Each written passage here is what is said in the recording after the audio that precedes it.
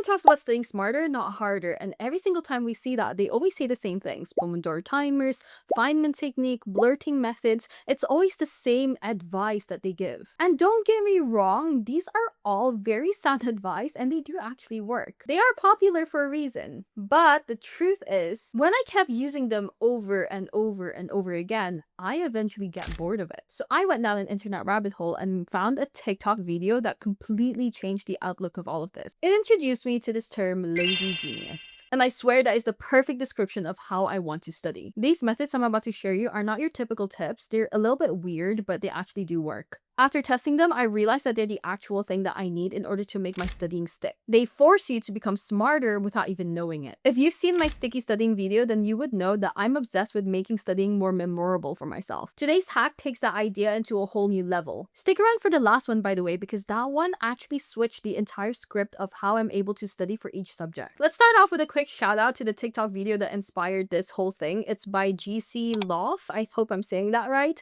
titled Weird Study Hacks to Be a Lazy Genius Nobody Told You. When I saw it, I was skeptical at first, but then I tested these methods and tweaked them for a long-term retention, and all of a sudden something clicked in my mind. Suddenly the materials that I would forget 2 days later after reading it, all of a sudden started to come back into my mind again. That's why I had to make this video and share it with you guys. Now, big disclaimer, who this video is actually for. This video is not going to save you if you have an exam tomorrow, okay? This is not a cramming method. This is for long-term usage, okay? These hacks will literally force your brain to actually build stronger connections and to hold on to the information for a longer period of time. So think of it more as like an investment into your future as compared to being like a one-time thing. Okay, first method is the neural crossfire.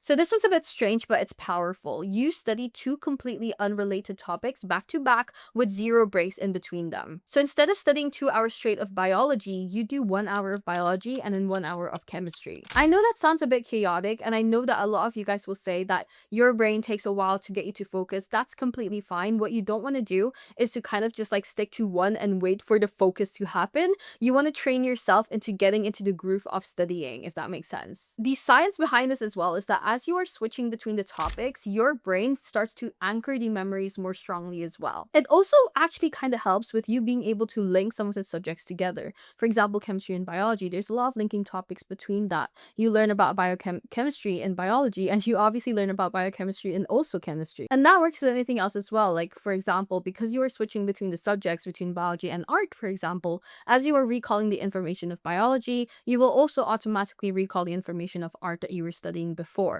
So therefore, you're kind of hitting 2 birds with 1 stone here. For me, it's kind of like a study crawl. A lot of the times I would go to a cafe and I would do a very specific subject, and for some reason I would remember exactly what I was reading then because it was raining outside. So it's something like that where your brain just creates an anchor to the memory to remind you of it. So when it rains, I remember kidney dialysis. In this case, the location isn't physical, instead it's actually another information. Now, there's 2 quick tips if you do want to do this. Firstly, don't overdo it. You will burn out so much faster because obviously your brain is going to be working at double the speed.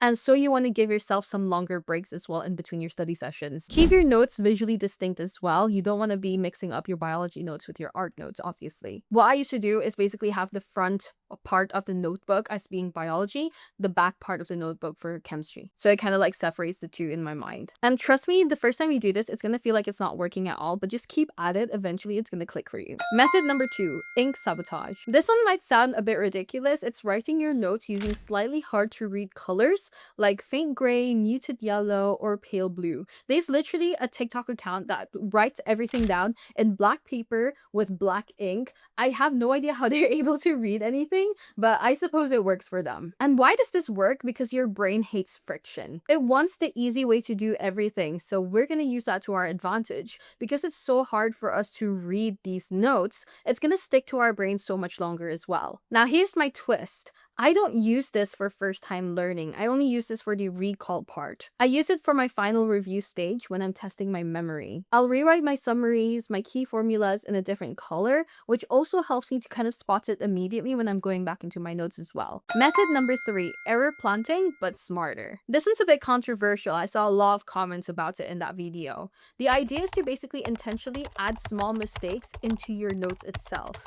Now, obviously, I think you can probably think about why this might be controversial, crucial, but when you revisit the information later, your intention is to fix it, not to leave it as it is. The act of correcting the error itself makes the right answer stick in your head much longer. This one, however, I couldn't actually make work just because I have so much anxiety over the fact that I'm learning the wrong thing, so I just end up not using it properly. So here's the smarter version that I tested instead. First thing, you want to skim the entire chapter or lecture slides first. Don't try to fully understand everything yet. Secondly, you want to immediately quiz yourself on every major subtopic without checking the notes itself. And then thirdly, when you do mess up, and you will because obviously you haven't done the subject fully, you're going to revisit just those sections and overwrite your mistakes on just those sections. It's the same concept but with lower risk, so it makes me feel a lot better and doesn't make me not want to study. You're letting your brain take the natural way out of this, basically. And because you felt the confusion before you fix it, it will help to stick even deeper into your mind.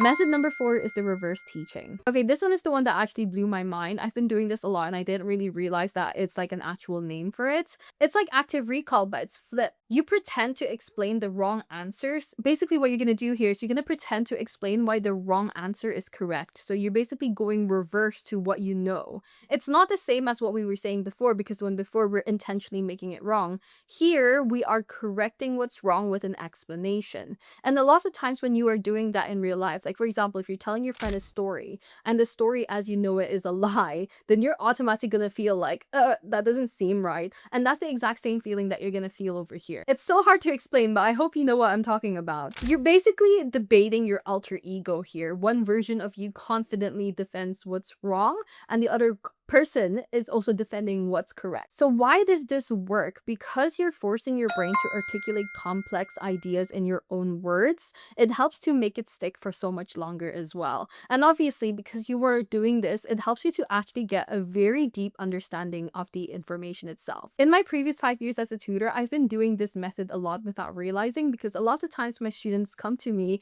with a question where I'm like, you know what? That actually makes a lot of sense, but I know fundamentally that's wrong, and I have to explain why they're wrong, and it helps me to really understand this subject a lot deeper, and I also understand their point of view of why they thought that way, which then helps me to see their view of what the subject looks like. It's like putting a bunch of little dots together until you understand the full picture. So lastly, here's the thing about being a lazy genius. It does not mean you're doing less. As you've seen from all of this, it's all about the technique that you're using in order to get there. Your brain loves novelty. It loves new things because it loves to learn. So you need to keep giving it new things and switch it up so that it doesn't get bored. It will remember the weird, unexpected stuff. So when you shake up your routine by cross-firing the subjects, making your notes harder to read, using weird study hacks here and there, it will help your brain to fire up much better. So if you're feeling burnt out or frustrated because there's nothing that's clicking in your mind, give 1 or 2 of these at least a try and see how it goes on. Come back to this video and let me know. You'll be shocked actually and how much you'll be able to remember. And obviously that's going to be without you having to actually work harder. So yeah, I hope you guys found that video helpful. I hope you come back to me later on and tell me how you get on with these tips. And all the best. I'll see you in the next one. Bye.